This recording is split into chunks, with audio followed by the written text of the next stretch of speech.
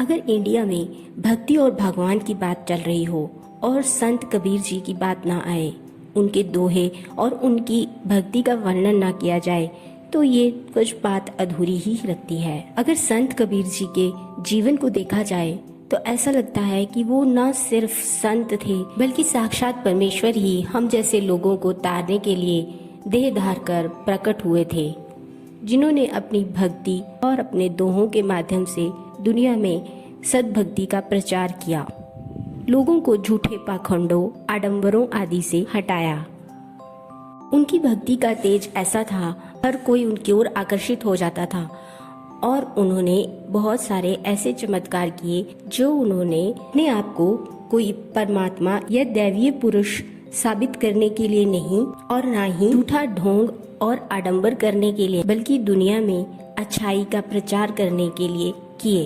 उनके इस प्रभावशाली व्यक्तित्व को देखकर उसी समय उनके 64 लाख शिष्य बन गए, जबकि उस समय कोई भी किसी भी प्रकार का मीडिया का कोई भी साधन नहीं था। इस वजह से कई लोग जो उनसे चिढ़ते थे, उनसे ईर्ष्या करते थे, वो लोग उनके बारे में कई प्रकार की अफवाहें फैलाया करते थे और उनमें से ही एक अफवाह है उनके जन्म की।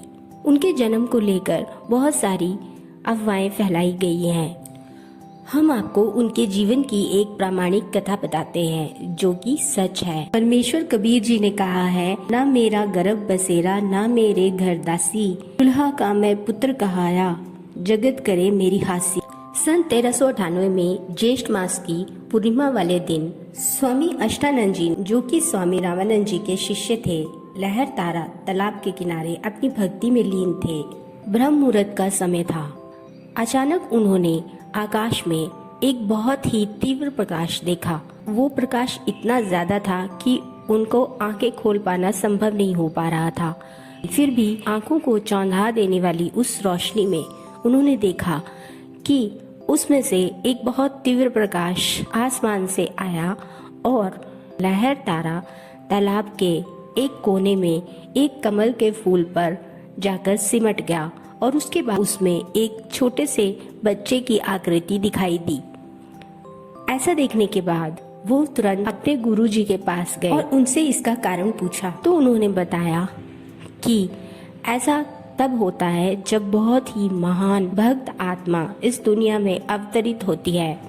फिर उसी के थोड़े समय के बाद वहाँ पर नीरू और नीमा नाम के 2 मुस्लिम दंपति, जो कि पहले हिंदू धर्म में थे और उन्हें जबरदस्ती मुस्लिम बना दिया गया था, वहाँ रोज की तरह स्नान करने आए। कमल के फूल के ऊपर नीरू और नीमा ने जब एक छोटे से नवजात शिशु को देखा तो नीरू ने उस बच्चे को वहाँ से उठा लिया और उसके बाद वो दोनों उसे घर लाने के बारे में सोच ही रहे थे, लेकिन उन्हें इस बात का डर था कि लोग उन्हें इसके लिए कुछ बोलने न लग जाएं कि तुम कहीं से बच्चा चुरा कर लाए हो। लेकिन उसी समय वो छोटा सा बच्चा बोल उठा कि आप मुझे अपने घर ले जाइए, आपको कोई कुछ नहीं कहेगा, मैं आप लोगों के लिए ही यहाँ पर आया हूँ। ऐसा सुनते ही वो दोनों उसे अपने घर ले गए। उस बच्चे का तेज देखते ही बनता था, हर कोई उसकी ओर आकर्षित हो जाता था। सब ये सोचने लगे कि ये कोई बहुत ही महान देवता या फिर कोई महान संत महात्मा है। और उसके बाद शुरू हुई उनके और नए चमत्कारों की कथाएं। 25 दिन के होने के बावजूद भी वो किसी प्रकार का कोई आहार नहीं ले रहे थे, न ही दूध पी रहे थे और बिल्कुल तंदुरुस्त दिखाई दे रहे थे। बाद में उन्होंने एक कुंवारी बच्चिया ने जो दूध दिया था उसे पिया। जब उनका नाम रखने के लिए काजी ने कुरान खोली तो उस कुरान के सारे अक्षर कबीर कबीर हो गए, जिसका अर्थ होता है महान या सबसे बड़ा। हालांकि वो पहले ये सोच रहे थे कि क्योंकि ये निमन संप्रदाय से है तो इनका नाम कबीर नहीं रखना चाहिए, लेकिन उसके सारे अक्षर ही कबीर कबीर हो गए, इसलिए उनका नाम कबीर रखा गया। जब मुस्लिम धर्म में प्रचलित सुन्नत के लिए काजी और लोग उनके घर आए तो उन्हें उनके शरीर में बहुत सारे गुप्त अंग दिखे, जिन्हें देखकर वे भाग गए। उनका ये कहना था कि जो परमात्मा ने हमें शरीर दिया है उसमें हम कोई भी छेड़छाड़ क्यों करें? क्या परमात्मा को हमें बनाने में कोई गलती हुई है? उस समय छुआछूत बहुत चरम पर थी। ब्राह्मण वर्ग के लोग निम्न वर्ग के लोगों को अपना शिष्य नहीं बनाया करते थे। तब वो एक छोटे से शिशु का रूप धारण करके जहाँ पर स्वामी रामानंद जी स्नान करने के लिए जाया करते थे वहाँ सीढ़ियों पर लेट गए। जब उनका पैर उस बच्चे को लगा तो वो रोने लगा, जिसे देखकर उन्होंने बच्चे को गोद में उठा लिया। उन्होंने उसे कहा कि रो मत बेटा और ये बोल। उसके बाद उन्होंने कुछ शब्द उसे बताए। संत कबीर जी उसी को अपना गुरु मंत्र मानकर उन्हीं शब्दों का जाप करने लगे और इसके बाद से उन्होंने अपने आप को स्वामी रामानंद जी का शिष्य कहना शुरू कर दिया। लेकिन स्वामी रामानंद जी उन्हें अपना शिष्य मानने के लिए तैयार नहीं थे। उन्हें जबरदस्ती उठाकर स्वामी रामानंद जी के पास लाया गया, जहां पर उन्होंने ऐसे चमत्कार दिखाए जिससे रामानंद जी भी उनसे प्रभावित हुए बिना नहीं रह पाए और उन्हें अपने गले से लगा लिया।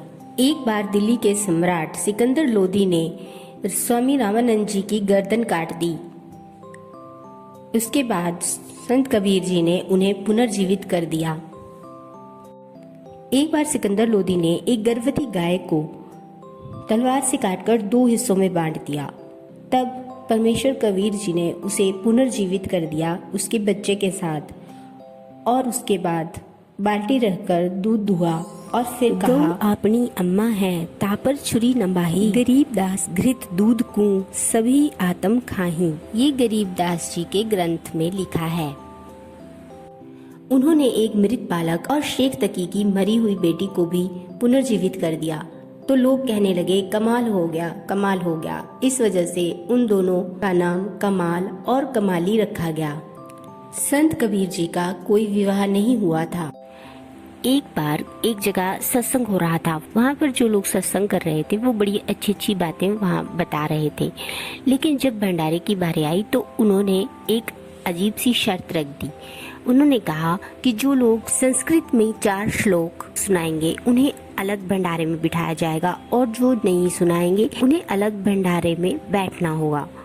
यानी कि वहाँ पर संस्कृत का श्लोक सुनाने के आधार पर ही एंट्री दी जा रही थी। ऐसा देखकर संत कबीर साहब जी ने वहाँ पर खड़े एक भैंसे के पीठ पर थपकी दी और उस भैंसे ने 6 संस्कृत के श्लोक सुना दिए। इसके माध्यम से वे लोगों को ये बताना चाहते थे कि ये कोई आवश्यक नहीं है कि किसी विशिष्ट भाषा का ज्ञान रखने वाला व्यक्ति ही बहुत अधिक भक्ति वाला हो सकता है।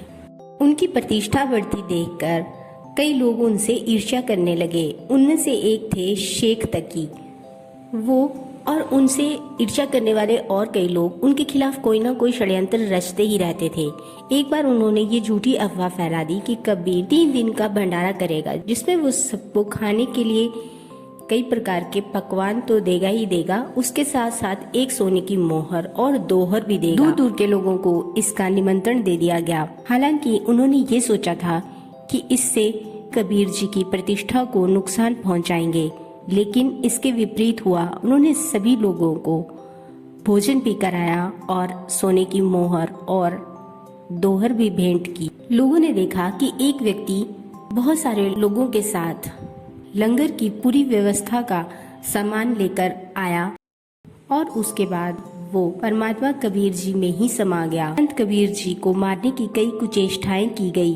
कभी उन्हें गरम उबलते हुए तेल के कड़ाह में डाल दिया गया, कभी कुएं के अंदर डाल दिया और ऊपर से पत्थर डाल दिए गए। सागर में डुबोकर मारने की कुचेष्टा की गई। उन पर गोला बारूद बरसाए गए। शराब पिए हुए हाथी के आगे डाल दिया गया। पर शेख तकी ने उन्हें मारने के लिए कुछ गुंडे भेजे, जिन्होंने उन पर तलवार से जोर जोर से वार किए, लेकिन वो तलवार उनके शरीर के आर पार निकल गई। लेकिन हर बार वे उन्हें मारने में असफल रहे। अंत में वो मगहर से सशरीर हजारों लोगों की उपस्थिति में इस दुनिया को छोड़कर गए और उनके शरीर के स्थान पर केवल फूल मिले, जिसे हिंदू और मुस्लिम वर्ग के लोगों ने आपस में बांट लिया। संत कबीर जी जब तक इस दुनिया में रहे हमेशा सद्भाव, सद्ज्ञान सद्भक्ति का प्रचार प्रसार करते रहे। गुरु नानक देव जी भी उनके शिष्य थे। इसी वजह से पवित्र गुरु ग्रंथ साहिब जी के अंदर भी उनके दोहों को विशेष स्थान दिया गया है। उन्होंने इतनी चमत्कारिक लीलाएं की कि उनका वर्णन एक वीडियो में कर पाना संभव ही नहीं है। उसके लिए तो पूरी जिंदगी भी कम पड़ जाए। हमारे वेद पुराणों में ये वर्णन मिलता है कि जब परमेश्वर इस दुनिया में आते हैं तो वो किसी माँ से जन्म नहीं लेते, तो वो बिना ब्याही यानी गवारी बछिया का दूध पीते हैं। तो ये दोनों बातें संत कबीर जी पर खरी उतरती हैं। हर वर्ष ज्येष्ठ मास की पूर्णिमा को उनका प्रकट दिवस मनाया जाता है। उनके बारे में जानने के बाद तो ये पता लगता है कि ना तो उनका जन्म हुआ और ना ही मृत्यु। संत रामपाल जी महाराज के आश्रमों में भी संत कबीर जी का प्रकट दिवस बहुत भक्ति और श्रद्धा से मनाया जाता है। इसी प्रकार जो अन्य लोग भी संत कबीर जी को मानते हैं और उनके बारे में जानते हैं, वो भी प्रकट दिवस को बड़े उत्साह से और भक्ति भाव से मनाते हैं।